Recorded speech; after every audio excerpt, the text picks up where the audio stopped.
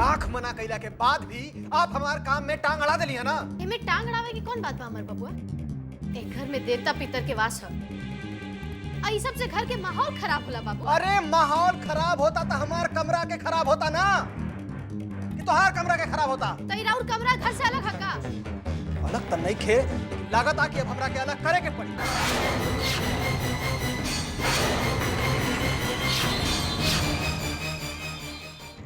हम ओम के फोन कर देनी है घरे आवे खातिर। ओम के काहे खातिर? काहे खातिर का? समय देखते ही खेत खलिहान में ई धन संपत्ति में जोन हमार हिस्सा बा वो हम ओम के नामे करावे के चाहतनी।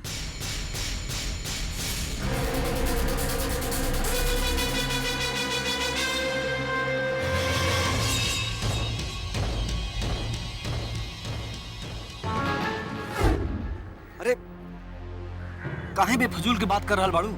हाँ, हमार बात तो बेफजूल के लगबे करी,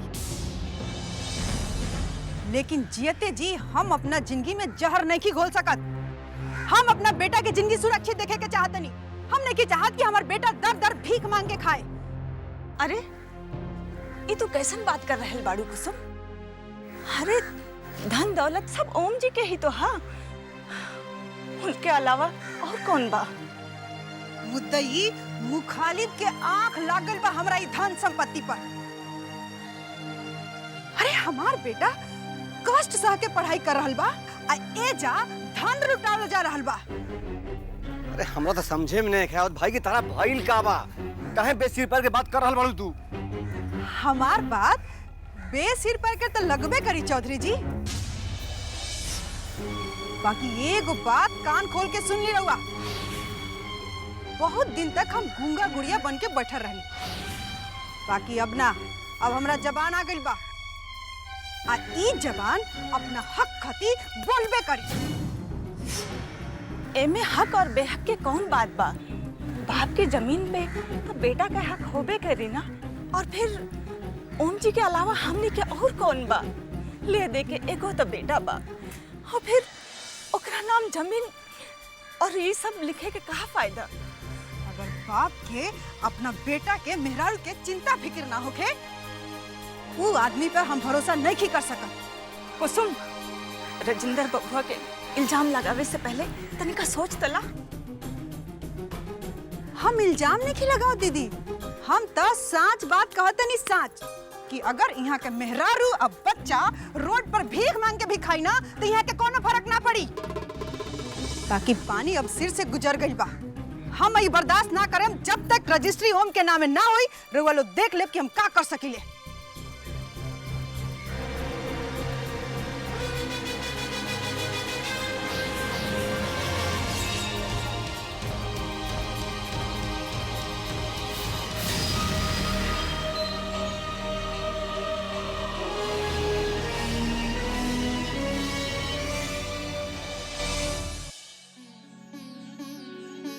बहू, बाबूजी, रउआ कब आईनी ह? आई बैठी ना, आई बस अब अहिए चलने आवतनी। बैठी बाबूजी। अरे बहू, तू झाड़ू लगा रहल बाड़ू, अब बाकी एक घर के लोग कहाँ बा? सरला, असुमतिया? वो बाबूजी, सुमतिया तो अपना नैहर चल गई बड़ी और सरला के तबीयत खराब रहे, यही से हमार बबुआ ओकरा के डॉक्टर खाने लेके गई बड़न। दवा खाना? अरे तो तहरो पैर में मूछ बा, तहरा के हमार डॉक्टर के यहाँ काहे ना ले गए? बाबूजी, हमार पैर के दर्द ज्यादा नहीं खे और 2 दिन में एकदम ठीक हो जाए। हमार तबीयत ज्यादा खराब रही तो हमार बबुआ हमरो के डॉक्टर पास लेके जाई तू। अरे बहू, घाव के जितना बर्दाश्त करबू तो वो नासूर बन जाई। देखा, ये कलयुग है, ऐसे कतनो तू नेक काम करबू तो केहू तहार गीत गावे वाला नहीं खे। बाबूजी, हमरा कुछो नहीं खे भाई, और और आशीर्वाद रही नु तो हमरा कुछो ना हुई। तो वो चलिए आराम करी, हम चाय बना के लाओ तनी। चलिए। अच्छा ठीक बा।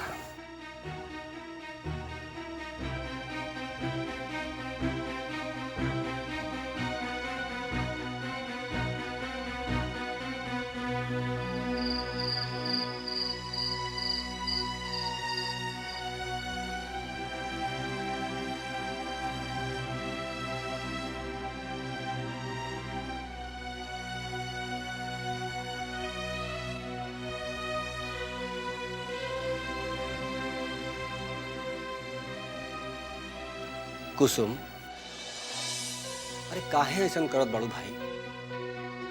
तू तो घर परिवार के जोड़ के एक साथ चले वाला रहलू हा। जब जब कोनो मुसीबत आयल है परिवार पर, तो तू चट्टान लेखा खड़ा हो गए वो मुसीबत के सामना कैलू हा। अब तारा जैसन मजबूत इरादा वाला मेहरारू ऐसा बात व्यवहार करी? देखो, बात के समझ। विश्वास आदमी के जितना ऊपर उठावेला नु, शौक और सुबह आदमी के उतने गर्त में ले जाला।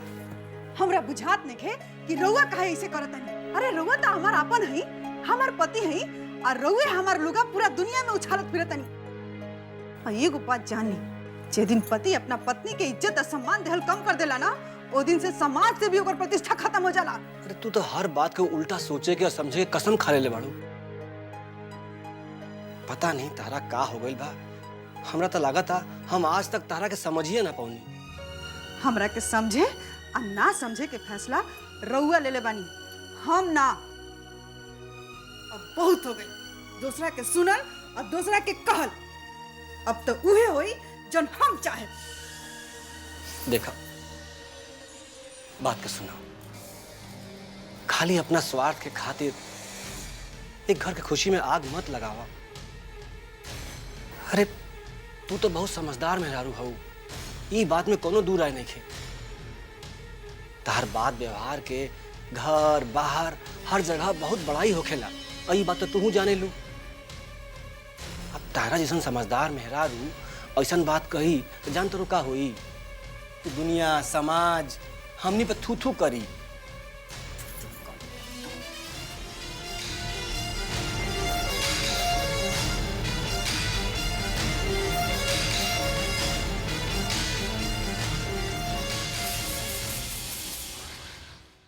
हम केहू का चिंता नईखी बढ़ावत भौजी, समझ गेलू ना तू?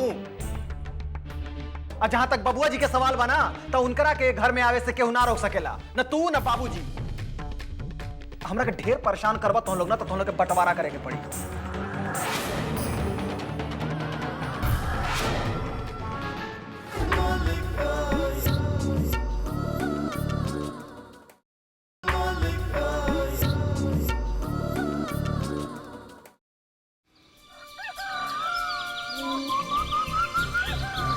बाबूजी सुनी ना, बाबूजी, ए बाबूजी सुनी ना। फूलमती के एक घर से जाए के कहे वाला अमर के हवे।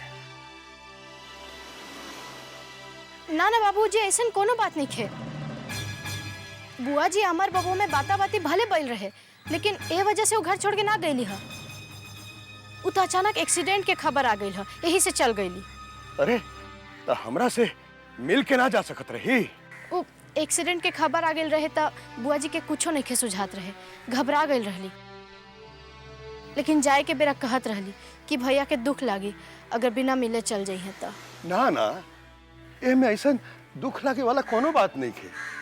वो तो परिस्थिति ऐसा हो गई, अब एह में मिलल मिलावल कैसे संभव रहे? खैर, वो कब आवे के कहलसिया? अरे बाबूजी, अस्पताल से आगे निकाल। काहे ना आवे के चाहत रहे का? अरे हमार बतिया के हर बार आप उल्टा जवाब काहे देला? तू हमरा हर जवाब के उल्टा काहे समझत रहा?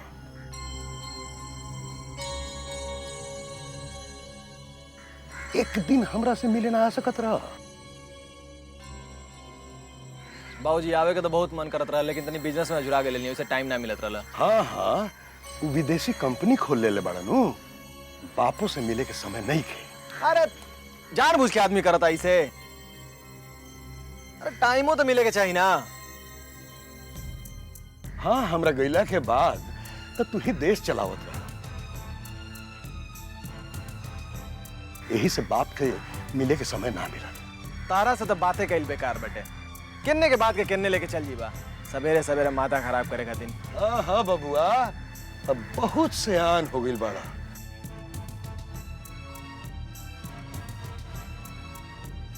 बाप से बात करे में भी बेकार लगता। बाबूजी रवा गुस्सा मत करी ना, छोड़ दी। बात के बतंगड़ बनावे के बोल दा तो बकर बकर इनका शुरू है। इतना रात में कहवा से आई रहा वो सरला के लेके?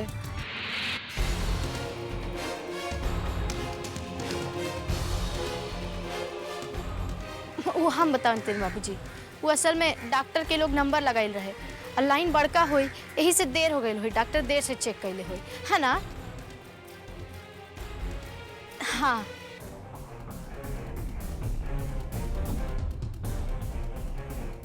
हाँ, चला चला, ठीक बा, लेकिन एक बात तू अच्छी तरह से जाना तरह, ये रात के आवल गईल हमरा बिल्कुल पसंद नहीं खे।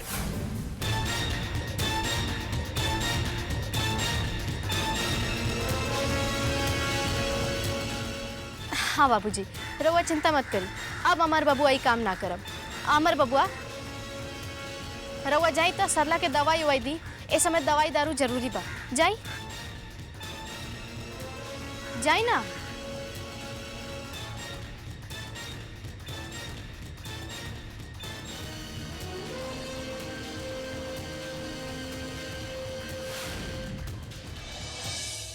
हरे कृष्णा हरे कृष्णा हरे कृष्णा। अरे ए बचवा बहू, कहाँ बाड़ू हो?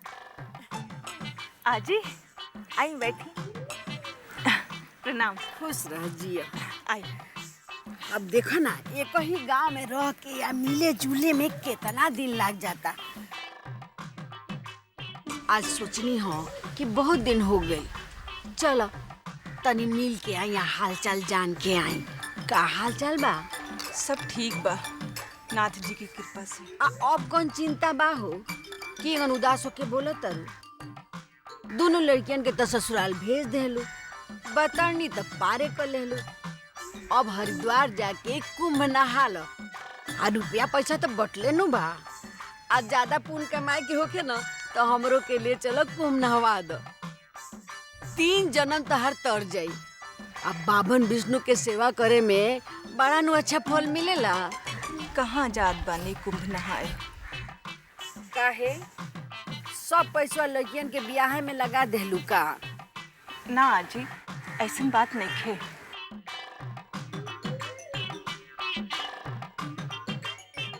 आए राजेंद्र बो, कहाँ लुकाइल बड़ू हो?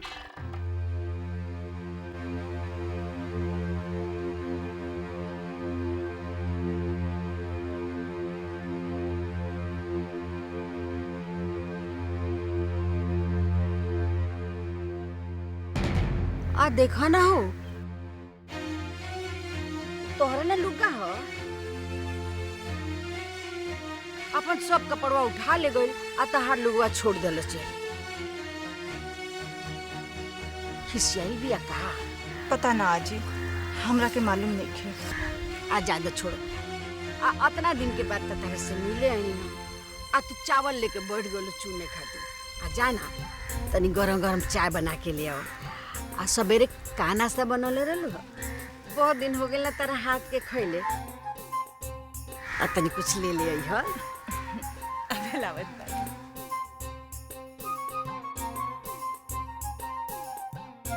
ये तो भूखई के रहल ह। पूरा गांव में ये वो घर रहला जहाँ दुनू देवरानी जेठानी में बहिन बहिन खानी पड़त रहला। बाकी हमरा बिना लगौले या बुझौले दोनों में बातचीत कैसे बंद हो गई? होखे दो। अब तो का करे के बा, इतनी घी करा करके मिलाओ जाए के बा।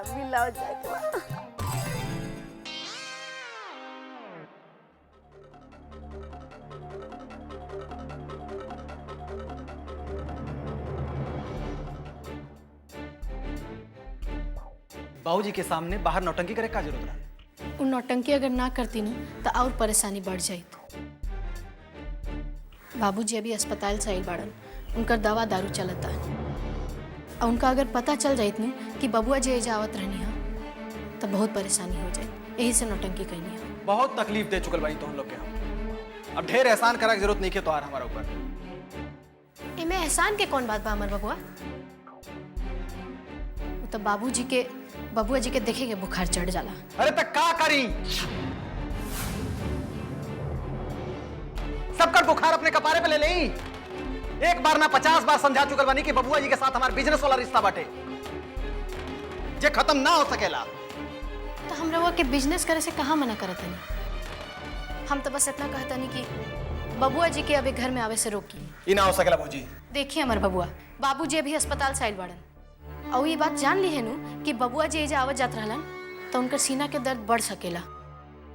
डॉक्टर उनका के आराम करे के कहले बा। अरे तक क्यों के आराम खातिर हम अपन जिंदगी हराम कर लें? ये कैसन बात करत नहीं रहुआ? बाप की चिंता बेटा ना करी तो के करी? उनकर चिंता करे खातिर तू बाड़ू ना, करा उनकर चिंता।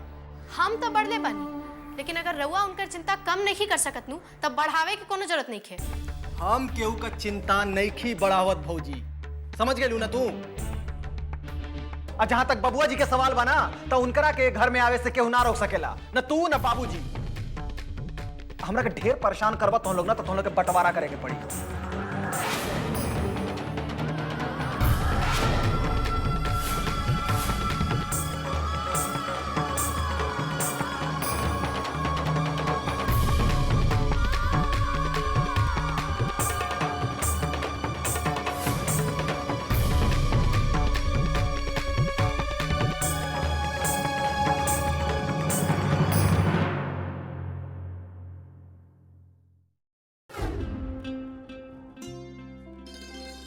अरे कहा भाई? देखिए ना बाबूजी, दवाई के ढकने नहीं खे खुलत। देखिए तो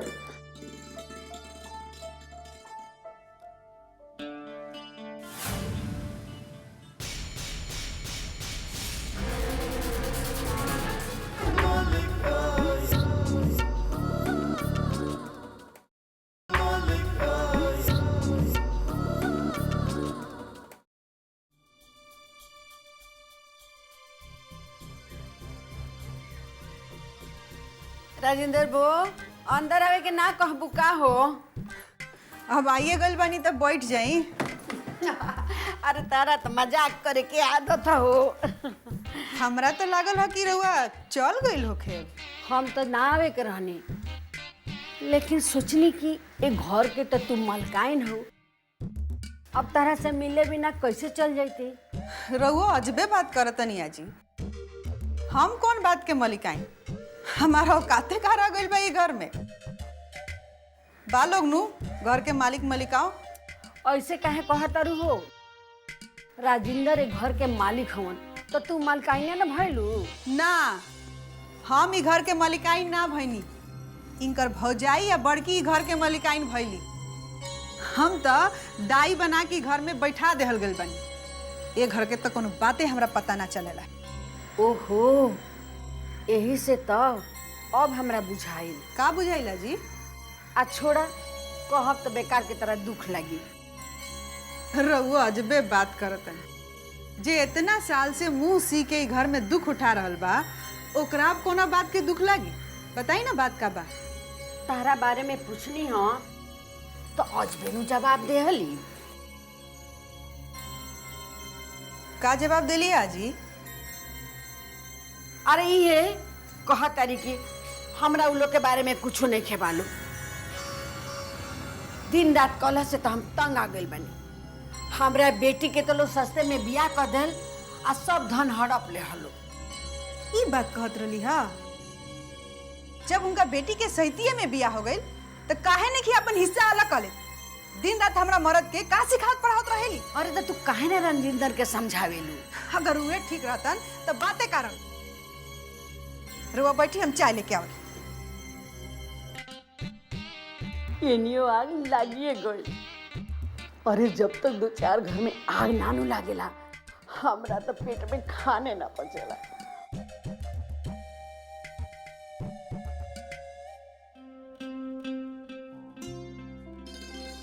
अरे कहा भाई? देखिए ना बाबूजी, दवाई के ढकने नहीं खे खुलत। देखिए तो